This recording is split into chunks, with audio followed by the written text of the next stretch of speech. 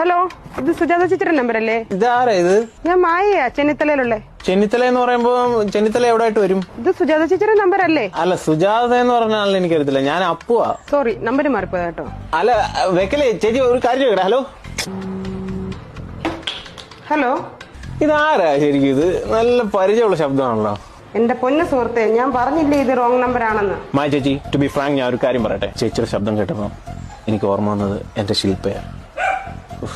അവളിപ്പം എന്റെ ഒപ്പം ഇല്ല. ശില്പ നിന്റെ കാമുകി വണ്ടി ആക്സിഡന്റിൽ മരിച്ചുപോയി അല്ലേ? ആ, ഇതാരാ ശരിക്കും? എനിക്ക് അറിയാവുന്ന ആരാണ്ടാണല്ലേ. നിനക്ക് പ്രായം ഒരു 30-നും 35-ന്റെ ഇടയ്ക്ക്. അയ്യോ, കറക്റ്റാ.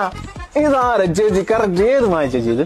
എടാ, നിന്റെ മുളഞ്ഞ വർത്താനം കേട്ടറിയാം നീ ഗതി പിടിക്കാത്ത 90-ലെ ഏതോ ഒരു തൊലിയാർമണിയനാണെന്ന്.